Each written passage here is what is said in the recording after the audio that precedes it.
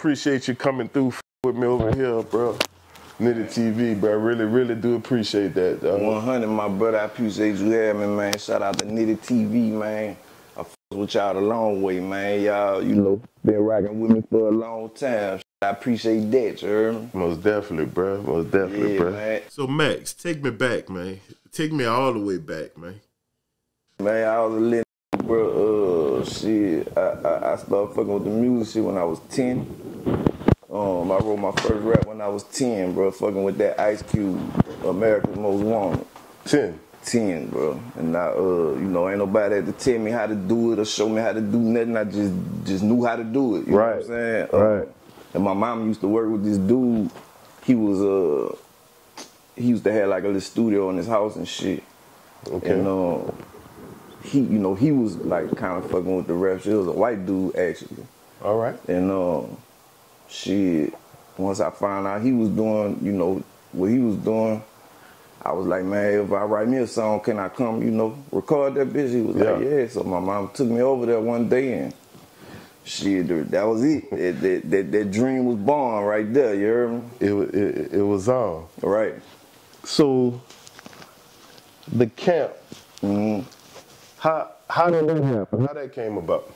Alright, so, me and Javon, we grew up together like, you know, middle school and shit. You know, since we was little boys.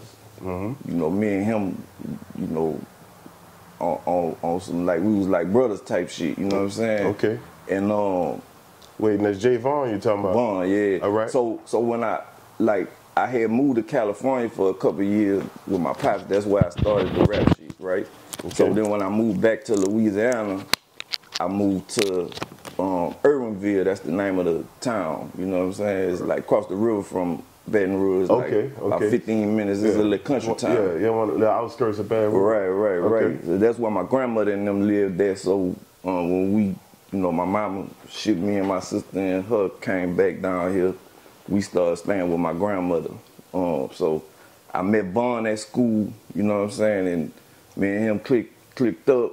Shit, I started like getting off the bus at his house. Yeah. Cause he had cable and shit, so we used to watch BET, Rap City, and MTV Raps and all that shit every day, you know what I'm saying? Yeah, and that was the shit. Right. And shit, one day we just, you know, I already was, you know, rapping and shit, and one day me and him was in there. We used to record like with a little radio next to a big radio, you know what I'm saying? And I know exactly what you're talking about. We had a little instrumental on and shit, and I bust me a little rap and shit. Then he came and, you know, just bust a little freestyle. I said, shit, man, you dope too, you know what I'm saying? So after that, me and him just started, you know, we formed a little group called Lay Low, you know what I'm saying? Yeah. Lay Low. Right, and so at kind of around the same time this going on, I'm in BR with some of my older cousins, and we watching the Crisscross video on TV, right? Remember Crisscross? Yeah. Jump, yeah. Yeah, so you know, they was like little kid rappers and shit, and so I'm telling them, I'm like, man, them niggas can't fuck with me, man. You know what I'm saying? Yeah. And they like, man, what you mean? You rap? I say, yeah, I rap, niggas. Man, let me hear something. You know what I'm saying? So I bust some shit for them. They like, damn, you really is cold, huh? I said, I told y'all niggas, the niggas can't fuck with me. Yeah, Crisscross, you know what I'm saying? And so they was like, man, we got a partner named Tank.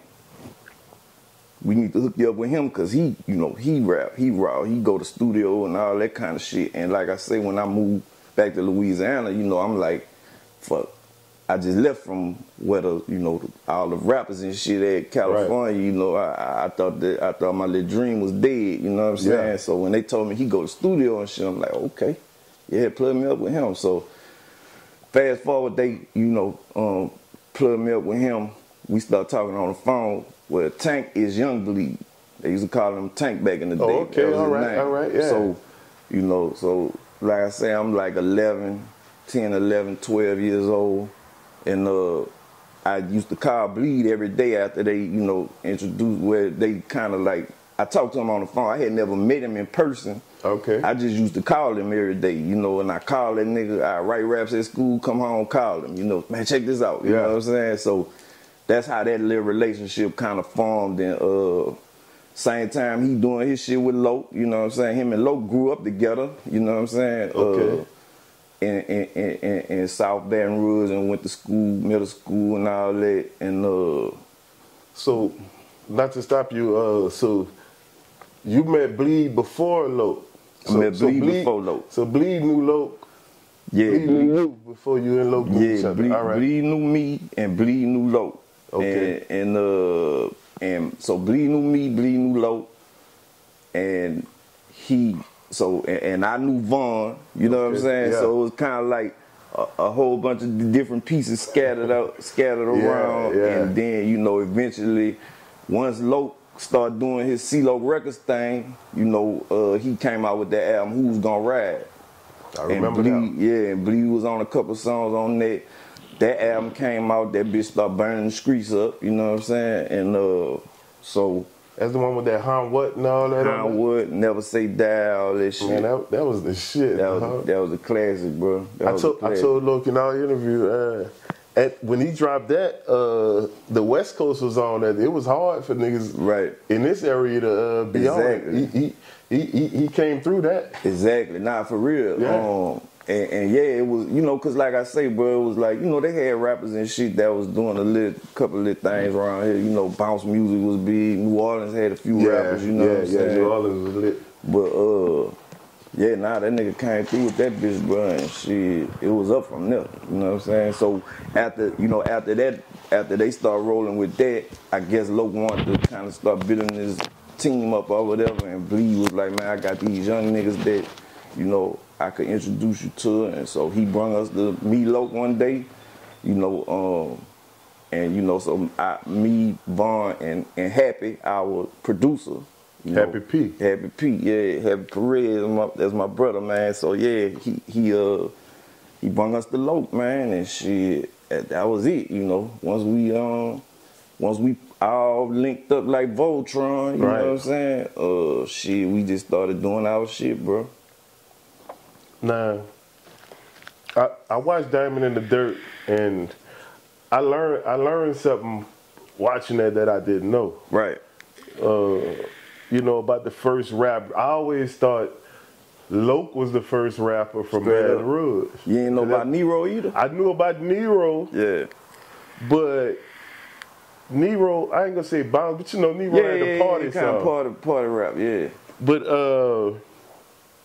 yeah, Loke, I knew absolutely nothing about what was the group called Reality. Yeah, I ain't know about them niggas either. So I learned about them from doing Diamonds in the Dirt. Right. You feel me? So that's why I learned it at. Yeah. So cause I ain't know, I thought I had knew about Kuiper because you remember the box. That's the radio. Nah, it was the video channel. You call like they had all the videos, and you call in and put in the number of the video you want to watch. Y'all used to have that out here? I don't think we had that out here, but I remember hearing about that though. Yeah, so it was like it was a channel. It was channel 46. I heard about the box. Yeah, we didn't have it out here. So we used to. Kuiper video used to come on the box when I was, you know, young as a motherfucker. So I knew, but I didn't know he was from BR. I had somebody told me he was from BR one time or something. So I had knew about him. Right. But the reality niggas, I ain't know nothing about them till, you know, doing the documentary, I'm like interviewing people, and you know, people start telling me, nah, man, they had some rappers out here, you know, in the 80s. And I'm like, damn, well, who is this? You know what I'm saying? And come to find out, you know, Kuiper was with them. Greg Dukes, who got us, you know, a studio that a lot of people been recording it for years in BR, he was a part of it. So, you know, I knew some of them, but I just didn't know that they had did that. You know what I'm saying? Yeah, because I'm like, wow, bro.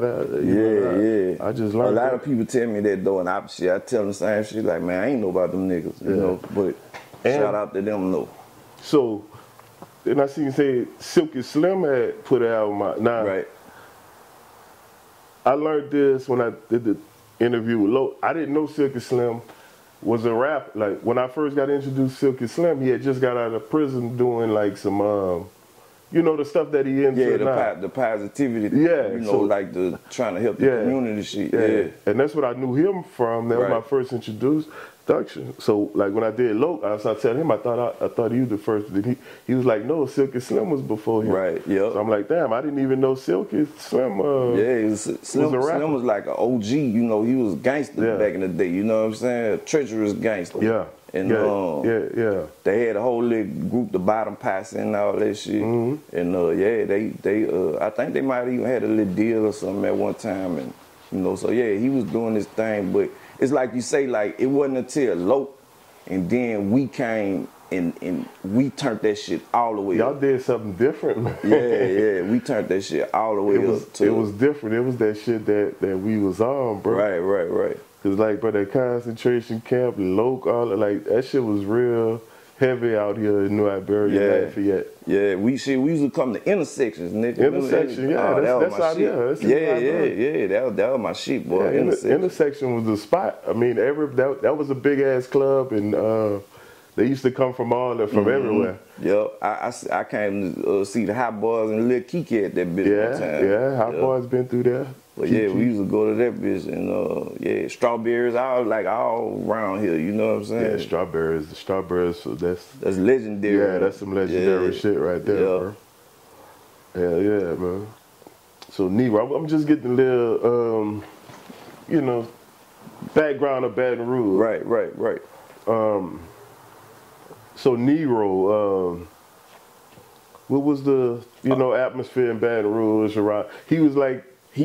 He was like early, you know what I'm saying? Mm-hmm. And he had like some songs. This might have been like 1990 or 91 or something, you know what I'm saying? It was early.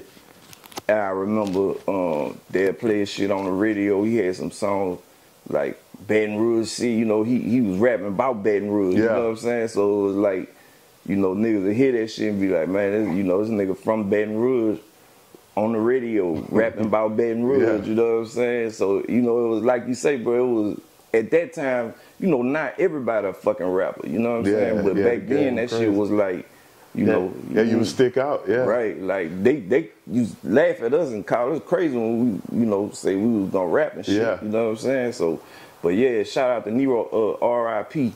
Nero, you know, he like definitely a pioneer, you know. BR, you know, he was doing that shit back then. Then, you know, cause he came with the Godlike Respect. That's a classic BR record, you know what I'm saying? Man, I'm a DJ. That shit still at the right party. That shit still turning the party up. Yeah, bro. Yo, R.I.P. Nero, man. Yeah, bro. But yeah, he you know, he was one of the ones that laid the foundation. He was like one of the first ones that kind of, you know, was popping a little bit, you know what I'm saying? Like, you know, Silky Slim and them was real underground, but they shit was like so, like them niggas was just rapping about killing niggas. Yeah, I went checking shit out. Sound like they was making horror. Yeah, they was on that vibe, some shit like that. Yeah. They was on that real gangster shit, man. And so yeah, Nero kind of, you know, he was on the radio and shit like that. You know what I'm saying? Yeah. Max, man, take me back to them camp days, them studio sessions, man. How that shit was going down, man? Man, straight Joseph, bro. Like, that shit used to be... Because y'all was in there making hits. I mean, y'all got a hit after hit after hit coming out that concentration man, Loke had a little garage in front of his house. It wasn't like one of the ones that's connected to the house. It was like a whole nother little building garage outside. And that nigga turned that bitch into the studio. So that nigga house used to just be like, the whole hood used to be at that bitch, you know what I'm saying? Like, that bitch was just a non-stop action. Like, ain't no telling what the fuck you gonna run up on any day, you know what I'm saying? It was like just non-stop at people coming through that bitch. And so the house was in the hood? Yeah, bitch was right there in the hood. Yup. And yeah, so, you know, and then it's like, man, when you got them type of atmosphere going on, shit, the studio right there, so we, you know what I'm saying? We just constantly just, man, niggas in that bitch happen, making beats, you know, Loke making beats, we just coming in and out like I could feel that. Nigga, you know, so nigga play a beat, man. You know, I might start put a verse and a hook on it, then later on, you know, Bleed might come through or Loke might come through or Vaughn, you know what I'm saying? It's just right. So it was that type of vibe. Okay. It was like, you know, it was just good positive vibe, like, right. And we just all josing, like, you know what I'm saying? Niggas just laughing, you know, low cooking on the grill, you know, just everybody coming through that bitch. So we had all kind of stories and shit to rap about, cause we, you know what I'm saying? Shit going on. You had all kind of inspiration. Right. So, you know, we'd go to the club, you know, come back to the studio. You know what I'm saying? Like, it was that type of shit, bro. We used to live in that fucking studio, bro. You know what I'm saying? See, and I'm glad you're telling me that because it's giving me a better idea because my house was like that. When we was younger with my mama house, that was the hangout spot. 50 niggas at the house every day. We in there, I mean, we never really got to the point where we made no big songs or nothing, but we was in there fucking with beats. And so, the vibe was everything. So, I'm feeling that. Yeah, that's how it was, bro. Them was classic times, bro. Them was like, you know, when you young growing up and shit, you know, and then we was the young niggas. Like, me and Vaughn was young. Then, you know, everybody else like 4, 5 years older than us, so, you know, we was like just around that bitch, just, you know, we growing up fast as a motherfucker, you know what I'm saying? Like, man, he used to take us to the club and shit. We not even supposed to be in no club, but we in that bitch, you know what I'm saying? Yeah. So yeah, it was good times back then, bro. It was a dope time. Good memories, a lot of good memories, you know, a lot of other shit too, you know what I'm saying? But yeah, you know how that is. Yeah, all that shit come with the time. Right. So the camp was together, and the camp split up. Yeah. The camp got back together, but this time y'all got Lil Boosie. Yeah, it was kind of like it got to a point everybody's kind of scattered out. You know, Bleed went did his own thing. Loke, you know, was over here. Everybody else left, so me and Vaughn and Happy, we kind of we chose to do our own shit, you know, cause we hadn't been around. We, you know, fucking around with Loke and them, you know, paying attention and learning the game too. You know what I'm saying? Learning how to, you know, go about putting a record out and all that shit. Right. So we went and got us some distribution from Southwest Wholesale and shit. That boy cut us a check before we even had an album. You know what I'm saying? Just off the strength of, you know. Yeah, y'all already had a buzz going. Bleed shit went gold, and you know the other camp, that bitch sold a few 100,000. You know what I'm saying? So we pulled up to Southwest Wholesale one day, and they cut us a check right then and there. And then we went and did the album, put that bitch out. So, you know, during all that time, you know, me and Loke kind of got back together. You know what I'm saying? And you know, we was, you know, it was kind of like a little downtime for us. You know what I'm saying? We was kind of trying to figure out what we was gonna do. You know, cause it was like we had that deal, then we lost that deal, and you know, shit kind of looking shaky. You know what I'm saying? So we just was like, man, you know, Loke was like, man, let's just do what we do. You know, so we just put our head down, grind it out, and we went to Yo. So we got a partner named Frog. He like an OG from the hood. You know what I'm saying? Okay. Shout out to Frog. He told Loke about Boosie. You know, he was like, man, they got this little kid around there. You got to come hear him. You know what I'm saying? So he brought Loke over there one day to hear Boosie, and the rest was history, bro. You know what I'm saying? And you know, once we start putting that music out, that Boosie was on, like, it was over with. You know what I'm saying? Boosie took off out the gate. I remember the first shit I heard Boosie on. It was over. Yeah, like, it was but Boosie never did no free shows, bro. Never did a free show. Yeah, he come out the gate. Come out the gate getting paid, features, shows, everything. Like, you know what I'm saying? He you know what I'm saying? He came out the gate on getting his money, bro. So, but yeah, that shit was classic, bro. I ain't even like, it's crazy because when we was doing that shit, like I say, like it's a time where you kind of don't really know what's going on. Right. You know, you don't know what's finna happen. So when that shit came out, bro, like to see, like, man, everybody playing this shit, like that shit just took over the city, like, you know what I'm saying? And was y'all, I knew probably at the time, I mean, we learned new shit every day. I know y'all probably still was learning about the game more about the at the time. And, right, of course. And, especially, you know, coming off having a deal and then going back to, you know, underground independent, you know what I'm saying?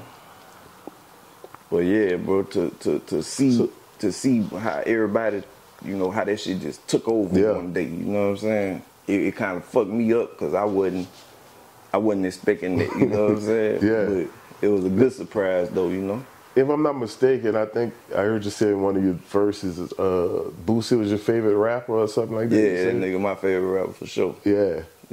I fuck with Boosie, man. I mean, just a quick little, like, what it was like back in there working with Boosie at that time. Like, what was the atmosphere? Like at that time, it kind of had slowed down. You know what I'm saying? As far as like all the people in and out and all that shit, it kind of slowed down. It mainly just used to be me, him, and Loke, bro. We used to be in Loke house just recording. You know, Loke making beats. You know, Happy, we getting beats from Happy, cause he had done went to Houston at this time. You know what I'm saying? So we'd go out there, fuck with him, get beats, and Loke making beats and shit. Me, him, and Boosie just in the studio recording. Kind of the same shit. Like we lived in that bitch still. You know what I'm saying? But it just wasn't so much all the, you know, partying going on like it was. You know, everybody kind of you know, scattered out. So. But it was dope though, bro. We was able to like really focus on, you know, just doing our shit. And you know, Boosie was young. You know, I don't think he had ever recorded in the studio before and shit. So, you know, me and Loke was kind of just showing him how to format songs and all that, you know, put his shit together. But he was a raw talent though, you know what I'm saying? He was just, you know, just raw, you know what I'm saying? Like that, like everything that nigga was jumping on, shit, he was eating that shit, you know what I'm saying? Yeah, I think that definitely the Outlaws, and that pussy ass nigga definitely caught my attention. Outlaws, that's like one of the first ones. Shit was hard as fuck. Shit still hard. Yeah, man. That shit real too. They used to fuck with that hard. And then, you know, he had his own song on that bitch. Don't forget it, it's wicked. You know that?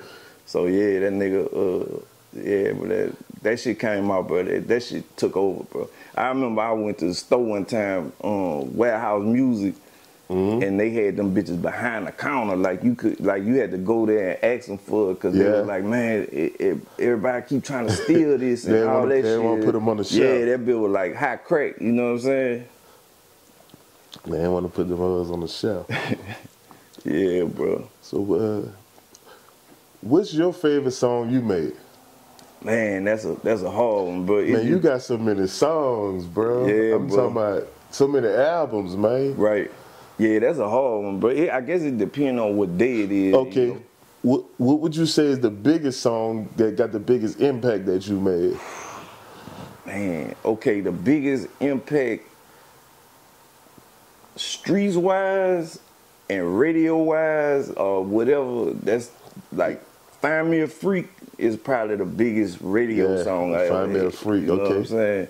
But streets-wise, man, bro, I don't know. It's either... you got so much shit. It's really hard. Yeah, it's either Do Something, I'm So On, Can I Help You, Bitch Get Out Your Feelings, like, you know... Man.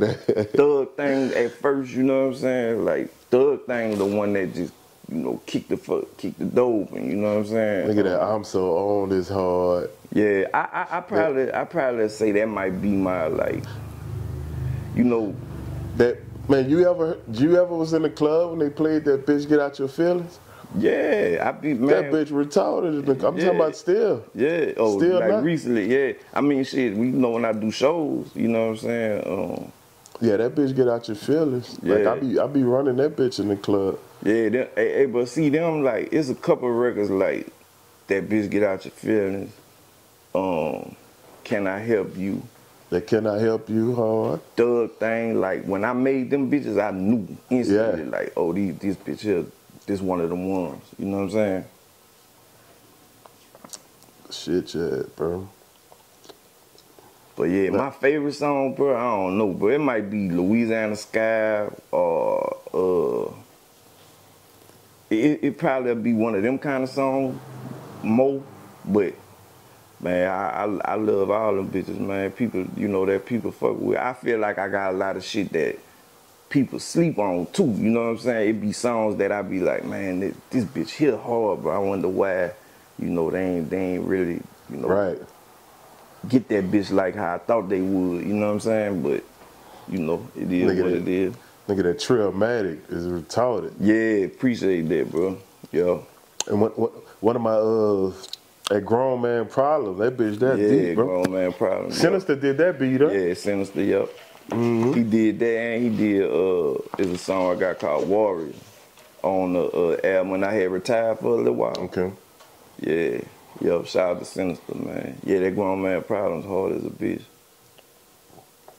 Now you was with Dead Game at one time. Yeah. Yup. Okay.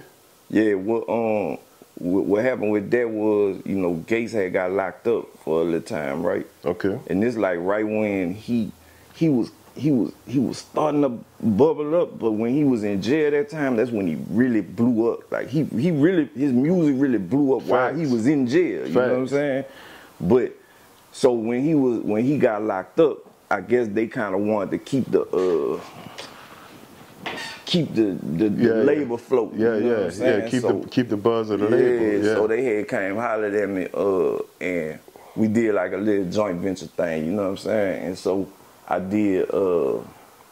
We did an album which was me and Gates called The Leap. Yeah, The Leap. Yeah, and so we did that, and then I did an album called Heart of a King with them, and then Gates came home, and you know what I'm saying? It was kind of like they had some whole other shit going on that I kind of was like, man, I ain't, you know. Yeah, y'all down since day one situation. Yeah. Like I ain't, you know what I'm saying? So I kind of just was like, man, I'm gonna let y'all figure that out, you know. But I fuck with, you know, Travis, Tom, E, Gus, you know, all them niggas. Like to this day, I got love for Dead Game. You know what I'm saying? Them niggas was, you know, them some solid dudes. That's what's up, bro. Yo. Well, the name Max MINELLI, that's a unique name, man. Yeah. Like, where did you get the name, and like, what does that name mean? Man, all right. So, I had an uncle, not like my uncle, but like a great uncle, I guess, or whatever. My dad and uncle. Yeah. And like, they like this nigga was, from the stories I heard about him, I ain't never. He died before I was born, I believe, but they say he was like a pimp and shit. Like he had a whole house in Galveston and all kind of shit like that, right? So my mama say I remind him of her. I mean her and him. Yeah. And that's what they used to call him. Okay. I don't know why they call him that, but that's just, you know what I'm saying? So they called him Max MINELLI, or Max MINELLI. Oh, okay. And that's what's up, bro. Yeah. So I just took that name. I thought it was a dope name. So. Okay. Yeah, it is, because it's a very unique name. I was just wondering, like, you know, man, look, I know it's a meaning, you know, behind names. You know what's crazy, bro? All right, you know Debo, right? From Friday. Yeah, Debo. Yeah. Big Tiny. I had did like this movie. I had a little part in this movie with him, and he was like a dude who was like ran a record label or something. Okay. Right? And so when we was shooting the little scene and shit. Wait, that wasn't Video Girl, huh? Nah, this is another movie. I don't think it came out because I heard that they was going through the fucking through the airport with the thing. Yeah. The drive that, you know, all the footage. Yeah, with all the like the hard drives and shit. Damn. Yeah. So the movie never came out. But that's crazy. Yeah, Boosie had like a little part in there too in that movie. Yeah. But look, so we shooting the scene, right? And like in between the little take or whatever, that nigga Debo just sitting there like, man, Max MINELLI, man, that's a cold name. That's a cold name. It is, bro.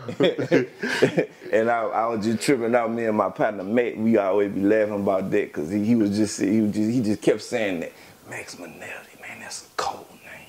Yeah, it is, bro. Yeah, bro. I think he got my partner say he might have like a DVD with that little scene or something. I'm gonna try to get that shit. I put that shit on YouTube or something. But since you're on that, so Video Girl, you was in that movie with Megan Good. Right, yeah. How that came about? Yeah, my partner Matt, man, he put me in a few movies. Like my partner Matt is who I do Diamonds in the Dirt with. Okay. You know what I'm saying? So me and him is like, 50-50 partners in Diamonds in the Dirt. Okay. But he like, he had like he was like in a rap group back in the day. They were, he was like a white rapper from BR. They had a group, what I'm saying? And so he used to they had like a whole different market than us, but they used to book us to come to like the white clubs and shit, you know what I'm saying? Okay. So that's how I built a relationship with them. And so, we just been cool for a long time. And so at some point, he, when they stopped fucking with the music shit, he got into movies and shit and like producing movies and doing casting and shit like that. Okay. So he put me in that movie, bro. And he told me, he said like, man, I think Timberland called them. They had an artist he was trying to put in there, and the role I played. Yeah. I really played myself, but it was like it was that role, and a few people like was trying to get people in that role. Yeah. But he was like, nah, I'm putting Max in this. You know what I'm saying? So yeah, that's how I got there, bro. That shit was super dope, bro. Yeah, that was dope, bro. Yeah, that was a dope situation right there, man. Good in the cat suit. You know what I'm saying? Twerking on me. Yeah, bro. Shit, man. Yeah, that's a nice situation right there. Right. Yeah, that was a dope little thing, bro. I remember when that bitch came on BET for the first time. That shit was, cool. Yeah, that was hard, bro. I saw that. I was like, damn, that's that's big. That was definitely a good look, bro. Right. Yeah, man. Now, I want to go back to Trillmatic right quick. All right. So in Trillmatic, that's one of my favorite songs, by the way, man. Okay. So you say J. Cole as Max Style. Yep. T.I. that's Max Style. Yep. And all the other little niggas that sound like Max, that's Max Child. I felt that shit, dog. Straight up. I felt that. Yeah. I mean, bro, it just, man, bro, like, I just, everybody who fuck with me know that, I was doing the shit that them niggas do before that. Fact. You know what I'm saying? Like, fact. I've been making songs, music and shit like that. When niggas used to tell me, like, man, you need to make this kind of music, you know what I'm saying? But then these niggas come out with that shit and everybody love them, you know what I'm saying? So, but I ain't mad about it. I just want to put it on the record though, you know what I'm saying? Like, so most definitely, bro. Yeah, but, you gotta let them know. Like the T.I. thing is kind of different because like when T.I. first came out, a lot of people used to be telling me like, man, that nigga look like he stole your style, you know what I'm saying? Yeah, like, I could hear, and I stopped paying attention to it after I heard that. I was like, yeah, man, yeah. Yeah, so, but it's all good. But yeah, I just, I was doing the shit that them niggas do. Yeah. Before them. And I fuck with J. Cole, you know what I'm saying? But all the Kendrick Lamar, I feel like all them niggas like, I was just talking my shit on the song, though, Yeah, you gotta talk your shit. Yeah, you gotta talk your shit. Yup. That's what's up, bro. Yup. So at one time you had a deal with Big Truck Records. Yeah, for a little second. Yeah. So now in the song you said I rode the big truck with Mystical for 9 months. Yeah. In them 9 months I was pregnant with anger. Yeah. Walk me through that situation. All right, it's like so when Loke was in jail, right? You know, he let me and Boosie, you know, do what, you know, whatever y'all need to do, y'all go ahead and do that while, you know, I'm finna go sit down. So he wasn't trying to hold us back or nothing. Yeah. So Mystical at that time, like when he left No Limit, you know, that nigga blew the fuck up. You know what I'm saying? I mean, he was big already, but he got to a whole nother level, you know, after that. So he was like one of the biggest rappers in the world. Him, Nelly, Luda. You know what I'm saying? It was like them niggas was. And so he started that label, Big Truck Records. So let me rewind a little bit. So we got a partner named Deldrick, who was a barber, right? Okay. You probably hear Boosie talk about the Boosie fade that Deldrick Boosie made. fade, okay. Yeah, so our partner Deldrick, he's a barber. He used to cut Mystical hair, like back, you know, like when he was with No Limit. You know what I'm saying? And so we used to see Mystical at the barbershop all the time, and he, you know, he fucked with me and Vaughn tough. He was like, man, I fuck with y'all niggas, man, but if I could, I'd sign y'all niggas, you know what I'm saying? So so fast forward to when he, you know, started his own label, Big Truck Records. You know, he came got me, you know what I'm saying? Like he always said he would. Yeah. And it was like, the reason why I say I was pregnant with anger is not, you know, I shout out to Mystical. I know he's going through what he's going through. Yeah. I don't really know too much about that, but shout out to him for, you know, fucking with me, how he did, you know. But it was like frustrating because you thinking like, man, I'm with this nigga now. Shit, we finna, you know what I'm saying? And it just didn't really play out like that. You know, it was kind of like, I don't know if it was the people who he had with him with the label shit or what it was, but it was kind of like, man, you know, you feel like, man, I got an opportunity to do some shit and that shit don't happen, you know? So it kind of like was a frustrating little time. I was kind of like, fuck, man. So, but then I just was like, well, fuck it, if they ain't gonna put me out, just go back to putting my own shit out. And that's when I put out that album, Max Payne. You know what I'm saying? Okay. And then I'm All I Got. Like, you know, he had jumped on the Thug Thing. We did a Thug Thing remix. And, you know, so I still got to put that song out and shit. So, yeah, it was cool, you know. But, yeah, that's what that whole little line was about, though. You know what I'm saying? More so the frustration, you know what I'm saying? Man, nigga, you know, damn, bro, I sure thought that shit was finna go. You know what I'm saying? Yeah. Like you said, Mystical was the hottest thing moving at the. He was that nigga, bro. At the time, bro. Yup. Yeah. So I mean, you know, it is what it is. But he kept his word though. He said, you know, he always said he assigned me and Vaughn. Vaughn thing was locked up or something at that time. But yeah, he came got me, bro. So you know, shout out to him for that. That's what's up, bro. So, in the song Grown Man Problems, you know, you state that you take 9 different meds. You know, how does dealing with that, like, you know, like mental health effect or whatever, you know, with your creativity, is that a good or bad thing? It's man, you know what, bro, you know, like a lot of people talk about that shit now, like that shit cool or something, you know? But, like I really, you know, been dealing with that shit like since I was little, you know what I'm saying? Yeah, that shit real, bro. And it be fucked up cause you don't, when you young and you start going through shit, you don't really know why. You know, you don't know what's really going on, but you just know you feel fucked up on some shit, and it's like, damn, you don't know why. You know, it's like everything could be going A1 perfect for you. But you still just feel like fucked up, you know, and you start looking at this shit like, man, you know, I got all this shit going on. Why I feel fucked up like this? Yeah, you got everything you want to do, but something still It's feel just like it ain't right. And so yeah, bro, just you know, when I started checking into that shit, you know, it's like you know, at first I used to be like, man, fuck that medicine. I ain't taking no medicine and all that kind of shit. But, you know, then I really started learning like about how, you know, the medicine help you. You know, it's like I always tell people like, man, listen, if you go to the doctor today and they say, man, your liver fucked up, or your heart fucked up, Yeah. take this pill, you know, for your blood pressure or whatever. Yeah. You gonna do it, right? Yeah.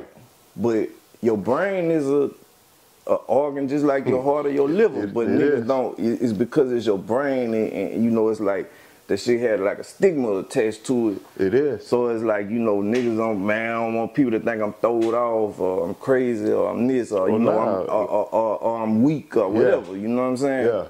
So, but yeah, but like your brain, you know, you gotta make sure that bitch operating the way it's supposed to too. You know what I'm saying? Yeah, my grandmother used to always tell me, you know, you the same way your body gotta rest. Like you can lay down, but you need to sleep because your brain gotta rest. Right. Your brain gotta get rest too. Right. You can lay down and let your body rest, but still be your up. Your brain still just running. Yeah. You gotta let your brain rest.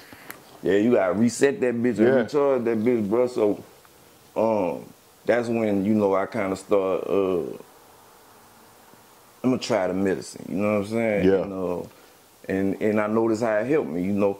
I can't really say if it fuck with my creativity though either way because like, whether I'm on medicine or not, you know, times I wasn't on it, I still was creative. Times when I'm on it, I'm still creative, you know what I'm saying? So I done heard people say though that it fuck with some people's creativity, but it don't fuck with mine, bro. Like I'ma still do my thing regardless, you know what I'm saying? Shit, I can hear it in the music. You drop some cold shit, man. Yeah, bro. But yeah, shit, you know what, man, when I've been in my lowest points in life, I done made raw music. When I've been at good points in my life, I done made raw music. So I can't really say, you know, it affect my creativity. You know what I'm saying? Right. One way or the other.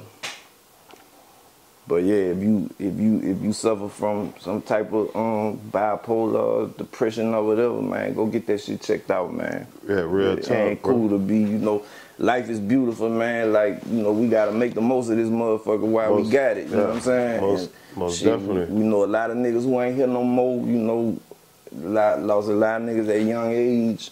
You know, just all kind of fucked up shit be going on, bro. So, you know, I'm trying to be here and enjoy this bitch, you know what I'm saying? Most definitely, bro. Now, I think it's the album Heart of a King. Yeah. You know, you see, you dropped that after your mom and your grandmother died. Right. And you said in the song that you apologized for dropping that album. Wait, which one you talking about? What I said, how the line go? The line go, how does the line go? When you talking about when I say, I'm sorry, forgive me, I know you don't owe me nothing. That? No, it wasn't about your mom or your dad. It was like you was going through a depression stage or something when you dropped that album. And your mom and your grandmother had just passed away when you dropped that album. Right. I'm trying to remember what line you said. I mean, what line you talking about? Where I said, I apologize for dropping it. What line it was, man? I heard it, and that's when I wrote it down. Cause I know it's a song I got called "The Life I Live" with Malachi singing the hook on it, and I say something like that, like "God, you owe me an answer" or something, you know. And then the next line I say, "No, I'm sorry, forgive me. I know you don't owe me nothing." You know what I'm saying? Yeah. But I apologize. I'm trying to think of what else. But I done so many songs, bro. Some of them bitches I be having to like go back and listen to them. Yeah, you got a lot of shit, man. Yeah, but yeah, my bad, bro. I can't remember which one you talking about right there. That's dope. You really be listening to shit, man. Oh, we fuck with you the long way, bro. Yeah, that's what's up, bro. Been fans since high school, bro. I'm talking about since the camp. We've been we've been on it. That's why I want to try to ask you, you know, a lot of more deep questions to get you know into it, you know. Yeah, but hold I up, fuck with that. Coming? But yeah, when that was like, man, that little time right there, bro. I was fucked up, bro. Yeah. Man, nigga, look, check this out. I used to wake up in the morning and pop pills and drink early in the morning. You heard me? Like I was fucked up. You know? Yeah. That was a bad little time right there, bro. Yeah, bro. My mom passed away too. I know how that. Yeah, it's hard to hear that. Yeah, you know that pain, but that pain don't never go away, bro. Yeah. You know? Like once you lose your mom, that you don't never get that love. Yeah, that's what I'm saying. That's why from nobody. Say, bro, I be saying that same shit, bro. Like, man, that love, like once that love gone, shit is, you know. But and I didn't realize that till after, like, you know, till after the fact. Right. You know, your mom living everything good. You think everybody love y'all. Exactly. But you see a whole different world after that. Yep. And then, you know, just like, man, I just be wishing I could call my mom and run some shit to her. Like, man, look what's going on. Like, you know, it's like, so, you know she'll know what to tell you, you know what I'm saying? But so you did say one time you still had your mom's phone number with a voicemail. You would call it just to hear her voice. Yep. I got on one of my albums, my mom, I put like one of the voicemails that she did at the beginning of the song called Mama's Only Son. Okay. And like a little while after she had passed, like I was riding, me and my girl was going out of town somewhere, and we just had like a bunch of shit, you know, to shuffle on, you know what I'm saying? And man, that song came on, and I heard that shit, bro. I had to turn that shit off right quick, you know what I'm saying? Facts. Like, it just fucked me up, you know what I'm saying? But yeah, bro. You collaborated, you know, like with a wide range of artists throughout your career. You know, from local Baton Rouge musicians to, you know, to national acts like Snoop Dogg and Juvenile. Right. You know, can you talk about, you know, some of your favorite collaborations, you know, and what you learned from working with these type of artists? Man, I just like I more so like appreciate people that came through for me, like Power Wall. Okay. You know, Mystical, like we were talking about. Yeah. Okay. You know, shit like that, because you know, I just know, you know, niggas don't have to do nothing for you, you know. Facts. So for niggas to come through for you, but like a lot of them songs, like I really wasn't in the, you know how that shit be, niggas just be, man, send me a verse for this, and you know, it be like that. But as far as learning something, like, I just feel like, man, whoever on this bitch, I'm finna eat you. You know what I'm saying? I'm finna chop you down. I don't care who you is, you know what I'm saying? Nigga, they could call me today and say, man, Jay-Z and somebody else on this fucking song, man. I'm trying to eat them niggas. You heard me? Like. And let me say this while you're on that. And I ain't just saying that because you right here. I think you the coldest nigga out of Baton Rouge, bro. They got a lot of niggas out of Baton Rouge that's cold, but you, like, your shit just different though, bro. I appreciate that, bro. Nah, I feel like now, like, you know, I used to be humble about shit. Yeah. But I feel like I'm the GOAT MC for sure. Like, man, you are, bro. I might not be the biggest or the hottest or this or that, but can't no nigga fucking me with no raps. Nah, you heard me? bro. Can't no nigga fucking me with this music shit, bro. Not verse for verse. That's fact. Now, concepts, verses, all that shit, like, they can't fuck with me, bro. Yeah, you got some cold shit. I be listening to you shit, I be like, man, this nigga, he'll go, man. Okay, now, you know, like, your music is like, from how I hear it, it's like, you know, blend of Southern rap and some West Coast. Yeah. You know, can you talk about like your music influence, you know, that shape, that sound? Yeah. You know, how you develop your unique style. Man, see, this the thing, bro. When we started rapping, it wasn't really no rappers from down here. So for us to it was the West Coast vibe back then. Yeah, we was listening at them niggas, and you know, like niggas like UGK and you know, Outkast. But me though, bro, I always listen. I listen to everything. Like I listen to New York niggas. I listen to West Coast. I listen to gutter, you know, underground shit. You know, just everything. So it's like I always looked at it like, man, I gotta be as good or better than these niggas. Right. You know what I'm saying? So it never was like a, you know, I want to be the best in Baton Rouge type of thing or the best in Louisiana type of thing. Yeah.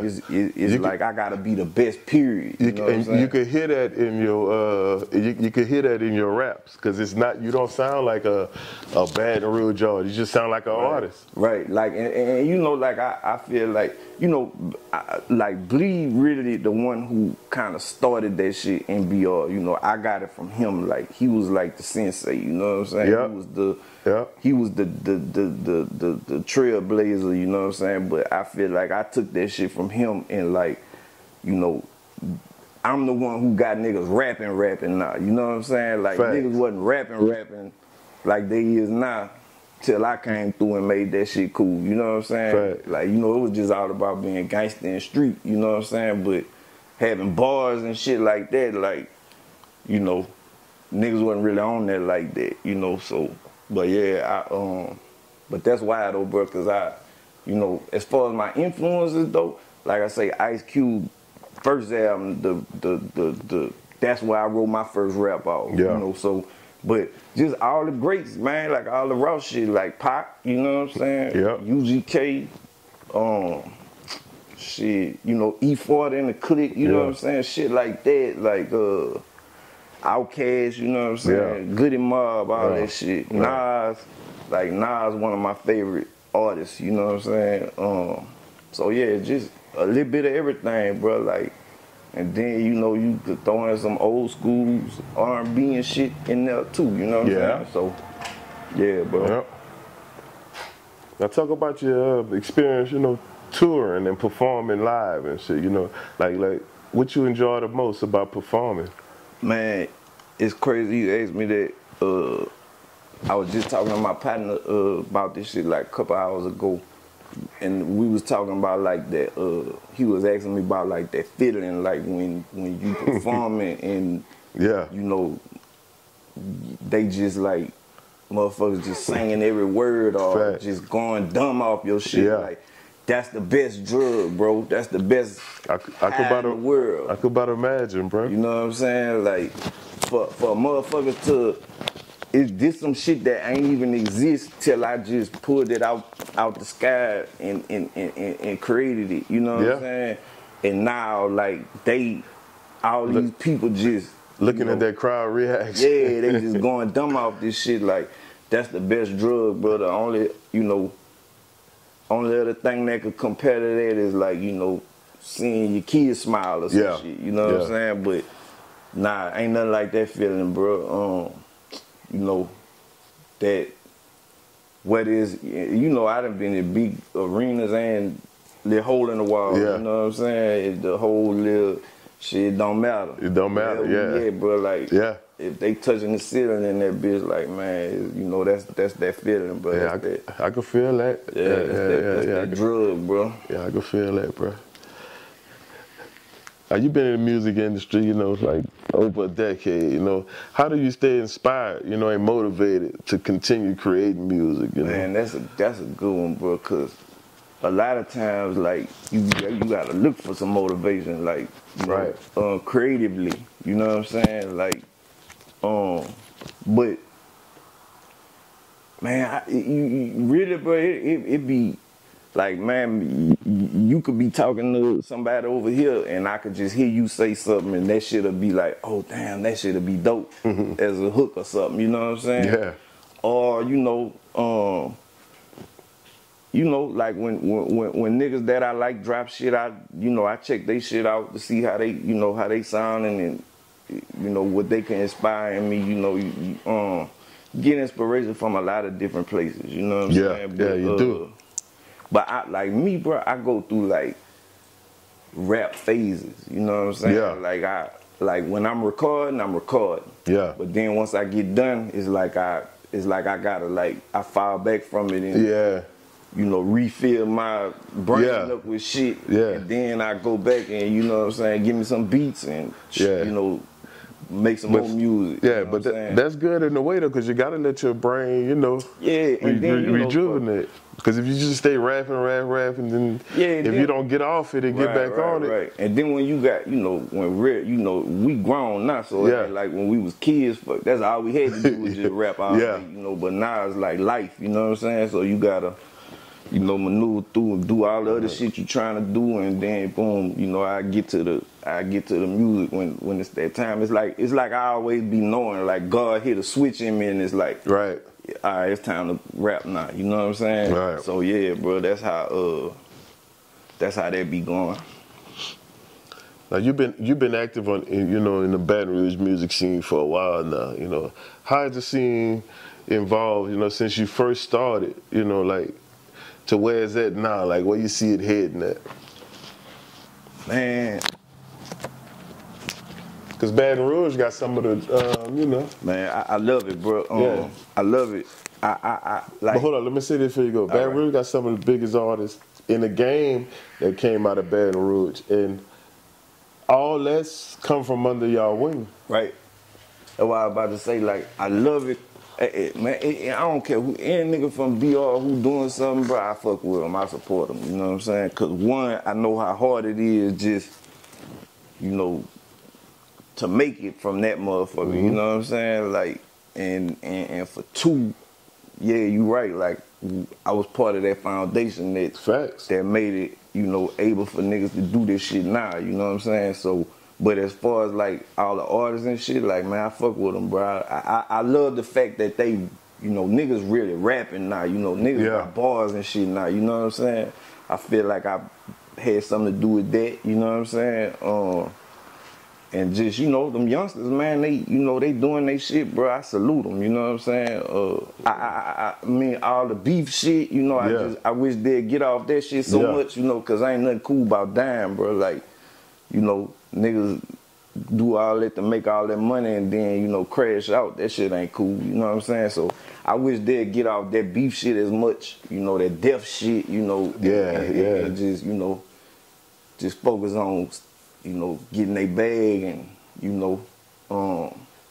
just trying to turn the city up, bro. That's what I'm trying to do, whether it's through a documentary or through a song or through anything I do, bro. I'm trying to turn my city up, bro, because I feel like we don't get the love we supposed to get. Like you say, we got big, some of the biggest artists in the world. Shit, Young Boy, he through the roof. Top of the game. So, it's like, man, but why they don't look at our city like they do Atlanta or, wherever, you know what I'm saying? Yeah. And I'm trying to change that, bro. Yeah, bro. What's a collective feel? I mean, Gates went through, Right, went through the Gates, roof. Boosie, Boosie make news every day, you know what I'm saying? So it's like, man, they need to. Fredo coming up. Well, he up there now, but, he up there, Fredo, then, they got all them young dudes, too, that's coming up, like, so it's like, man, I feel like, but bro, I would see the guy like a little crabs in the bucket mentality too, you know what I'm saying? So, a lot of niggas be feeling like, well, if you win, I can't win. And that, I just don't look at shit like that, bro. I look at it like we all gonna win, I don't have to directly eat off you to eat off you. You see what I'm saying? Mm-hmm. Like, if we turn this whole bitch up, we all gonna benefit, you know what I'm saying? So that's how I look at this shit, bro. And, so I try to make like OG moves now and, just whether niggas know I'm trying to help or not, just do my part, you know what I'm saying? What's the thing? I'm trying to say this question. Like, what's the thing with like y'all gotta collect, like we just talked about, is a lot of collective artists out of Baton Rouge and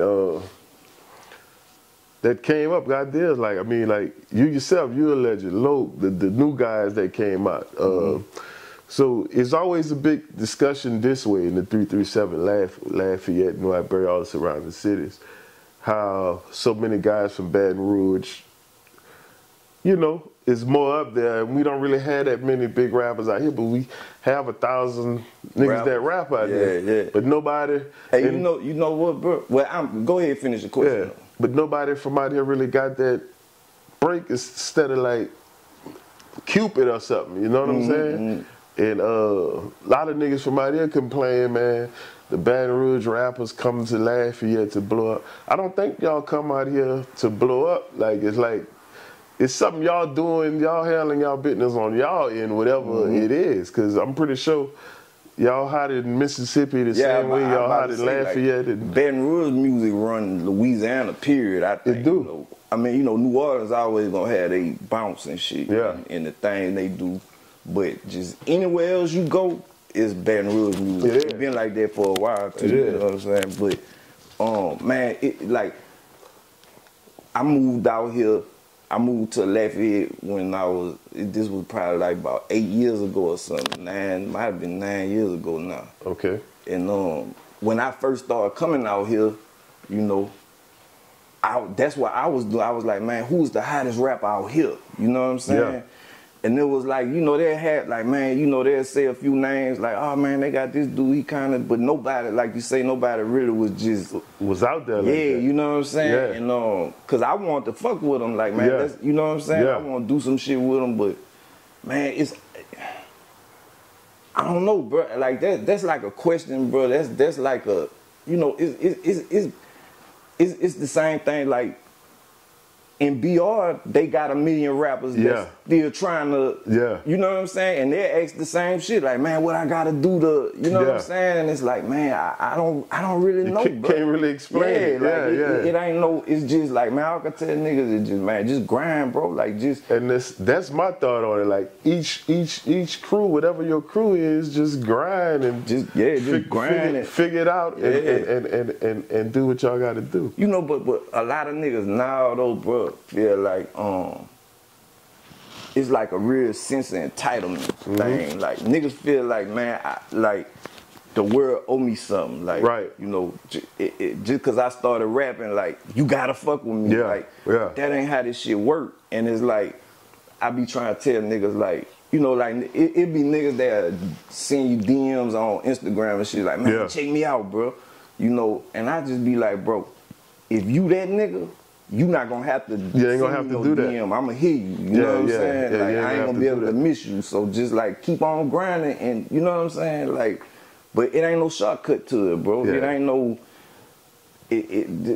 That shit like the lottery, bro. You know what I'm saying? Like, it is, bro. You just gotta. Cause we saying that, man, just grind, but at the same time, it could be a nigga that woke up this morning and say, man, you know what? I'm gonna make me a little song. Yeah. And put that bitch out next week, and that bitch will be the biggest thing in the world. That's just how shit be going, bro. It's probably the nigga's mindset. Yeah, you know what I'm saying? So it's like, bro, I don't really know, but I feel like, I think it's more so like, the people down here gotta like really get behind somebody from down here. Like, that's one thing I can say about like BR, like when we, you know what I'm saying? Like BR people behind us, like, and they, you know what I'm saying? So it's like, I feel like the people out here got to get behind somebody like that, you know, an artist or two or however many, and just, you know, stand on them niggas like, man, this nigga finna take us to the, you know what I'm saying?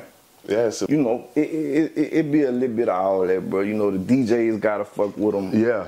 You know, he got to, you know, it's just, niggas just gotta grind, bro. Niggas just gotta grind and Cause see, Dobie D got the most you know, biggest hand to, you know, put a nigga in that spotlight with that radio. Dobie play nigga shit. Dobie runs it. Hey, bro, I call Dobie all the time. Be like, man, what that was you just played? It be, you know, he be playing nigga shit, but that ain't the end all be all. Yeah, you know, it's more than that. Just cause a nigga play you on the radio, that don't mean you win. You know, it's more than that too. You gotta do that, this, and all that shit got at the same time to, you know what I'm saying, get the whole little thing going. Cause see, like in '98 or something, you could have too many people would know there wasn't that many right now. You getting radio play in '98, it was different. It was gonna stick out. Yeah. But now it's not. Now Dobie playing nothing. He play a whole hour full of you know, local niggas or whatever. You know what I'm saying? So it's like, man, you know, you gotta. I don't know, bro. I don't have the answer to that one, bro. That's just. Yeah, I know it's a hard. If I could put that shit in the bottom and sell it, nigga, I'd be rich. Cause it's like it's so many niggas from y'all area, so niggas be like, well, why, you know? Yeah, but I mean, it is what it is. I feel like the people from down here gotta get behind somebody Yeah. and really stand on them niggas like, man, hey, we with this nigga, you know what I'm saying? And it be hating, bro. Like a lot of times it be hating, cause it's like niggas don't, you know, niggas don't want just, you know, fuck with a nigga like that, cause man, that nigga, you know how people be. Yeah. You come from the same place as me, man, fuck that. You know, like, man, nigga ain't nobody, you know, that type of shit, bro. But it ain't about that, bro. It's like, man, if you know, if you want to turn your city up, bro, you gotta think in a way that's like, you know what I'm saying, different. Facts. You know what I'm saying? So you think it makes sense, because you know a lot of time you get more love from out of town. So you think like, okay, let's say they ain't behind you back here. So let's say you say, fuck it, I'm gonna go to Shreveport and push my singles. So let's say the shit blow up, because I think I heard Fox say Jigga Train blew up in Shreveport or some shit. In Shreveport before BR? Yeah. I mean, I don't know. Yeah, but then you gotta look at it too like this, like, but you still Fox already. Yeah, you're right. You know what I'm saying? You can come to Shreveport and niggas gonna be like, oh, that's Fox. Yeah, you're right about that. That's that's different than somebody who's just there. You know. Yeah, you just try to cover up. Nigga, you know, BR niggas might, DJs or whatever might have just playing that record at that time until it blew up somewhere else or whatever, but, you know, he still was Fox to be able to go up there and the nigga to play that bitch, you know what I'm saying? So, yeah. Rap game crazy, bro. There ain't no answer to this shit, bro. Because it's like it ain't no, you know, it ain't no book to this shit. You just got, you got to just do your shit. As long as you in the game, bro, you got a shot. That's why, you know, that's what I say. Like a lot of your music, you know, it reflects, you know, the realities of life in Baton Rouge, you know, including issues like, you know, poverty, crime, you know, how you balance addressing these, you know, serious issues with creating music, you know, that's enjoyable to listen to. Man, I just feel like that shit just be so in a nigga, you know, all the shit that we went through growing up, all the shit that we seen, you know, all the you know, just the, you know, all the partners you lost and all the niggas you know in jail and, you know, all the people you trying to look out for, and so it's just like all that shit just be so embedded in you, like, so when you start writing, it's like, you know, you gonna address all that shit at some point. You know what I'm saying? You gonna speak about, you know, all that shit gonna be on your heart at some point to where you gonna write about it. You know, you gonna make a song about it, or you gonna do, you know what I'm saying? And to me, it's like, bro, when you go to making music, like when you start thinking about it, that's when you don't need to do it. Facts. You gotta just feel it. You know? As long as you just feeling it and it's just coming, you good. But once you start thinking about it, I need to make this kind of song. Yeah, you like, start thinking too hard. Yeah, you fucking yourself up. So you can't just you can't just go in the studio and say, man, I'm going in this bitch and make a hit. You just gotta go in there and make songs. You don't know if the song gonna hit or not. Just make the song. Cause every time you will say, man, I'm gonna make a hit, that bitch will never be a hit. But it'll be that song you made last Tuesday that you ain't even thinking about. That bitch come out and that be the one. You know what I'm saying? So, yo, cause like I say, bro, just ain't no rules to this shit, bro. It ain't no, you know, this shit crazy, bro. Now, what you think about where the rap game at right now? Like, I'm talking about from, you know, the 90s where you had to get out there and grind, hand out your CD, put posters up. You know, right now, everything is digital. You just grab your phone or you. What's your rather, before that internet or the internet?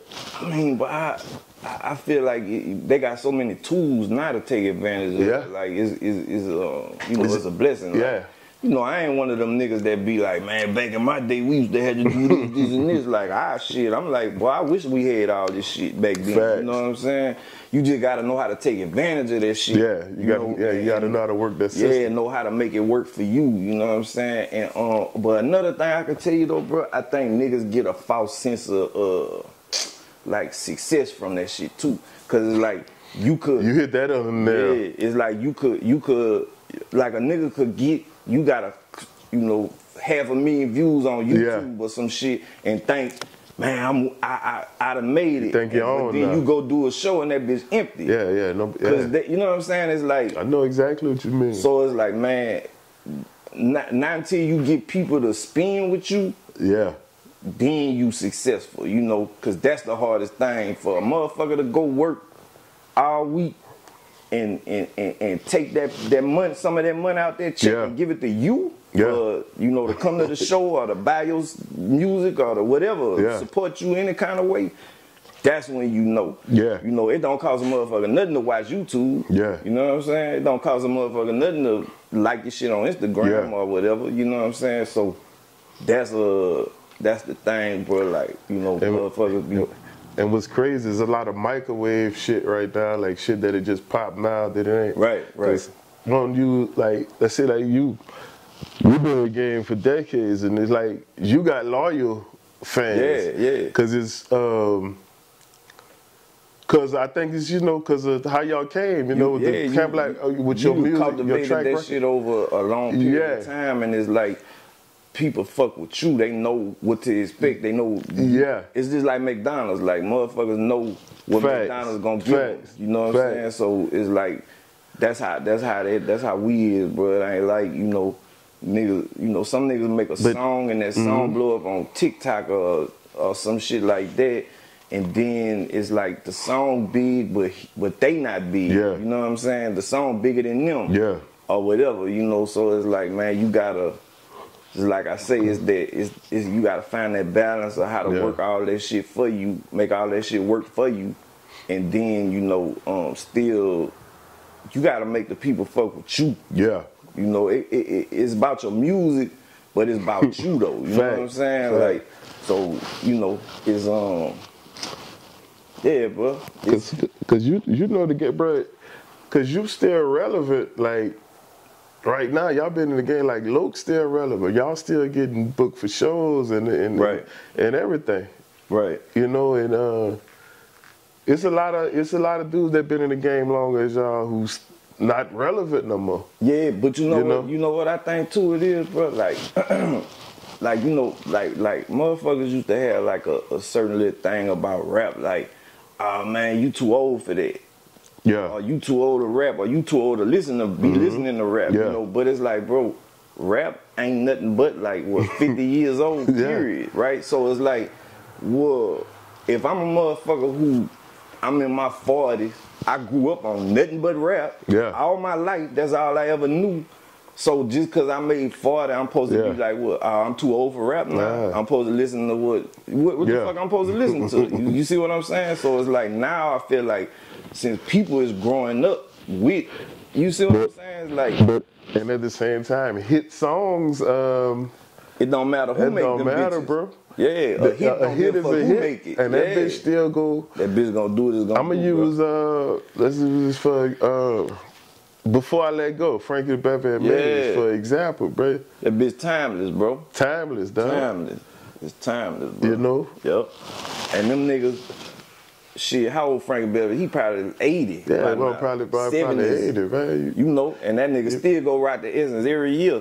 So it's like, man, why he not too old? You know what I'm saying? Like, why? So it's like, I think that age shit kind of playing out now. Like, it is. Niggas, it's like, man, bro, fuck it. And then it's like this too, bro. Like, I want to listen to niggas rapping some grown man shit. Like, that's why I feel like niggas listen to me because they could relate to what I'm talking about now. Like, them young niggas is cool, but they got their lane. You know what I'm saying? You're right. They got jams, and I listen to them every now and again here and there, but for the most part, I won't hear a nigga talking about some shit that I could relate to, some grown man shit. And I feel like it's a whole market of niggas out there that want to hear that too. You know what I'm saying? Right. So it's like, it just be all about finding your lane. Like, what's your target? Like, man, I'm not competing with these niggas, you know what I'm saying? Them niggas got their shit sold up. Man, I'm finna, I fuck with these people over here, you know what I'm saying? And it's like, when you start, more focusing on what you do, like, man, it can't nobody do you better than you. You know what I'm saying? Yeah, nobody so could like, do you better than you. So it's like, man, when when you start doing you and stop worrying about all the other shit, like fuck all that, you know. Man, go watch Diamonds in the Dirt. Is out now, free on Tubi. Diamonds in the Dirt out right now, free on Tubi. Go watch that. Diamonds in the Dirt recap coming real soon on Tubi. That should be like in the next week or so. Diamonds in the Dirt 2 coming soon. And my album, The Burden of Greatness, out right now on all platforms, man. Go fuck with that, you heard me? Shout out to NITTY TV, man. It's your boy Max MINELLI. Boss Game Records, born in and not sworn in it. Standing on the business, you heard me? Doo, doo, doo. Yeah. Yes, sir. We out, man. Hold up. We about to turn up. Hold up. We about to turn up. Hold up. We about to turn up. We about to turn up. We about to turn up. Send the back. The troops in the back. They don't know how to act. I said them hold up. We about to turn up. We about to turn up. We about to turn up. Hold up.